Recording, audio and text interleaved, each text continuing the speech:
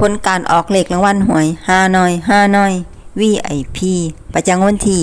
1มิถุนายน2568รางวัลเลข2ตัวล่างเลขที่ออก44รางวัลเลข2ตัวบนเลขที่ออก09รางวัลเลข3ตัวบนเลขที่ออก090นี่ก็เป็นผลออกรางวัลหวยฮานอย VIP ประจำวันที่1มิถุนายน2568ขอให้โชคดีมีชัยถูกหวยฮานอย VIP ได้รับเงินกับทุกคนด้วยจ้าฝากไว้ด้วยจ้าซับตะไคร่กดติดตามและเป็นกำลังใจขอบคุณทุกท่านที่เข้ามารับชมและรับฟัง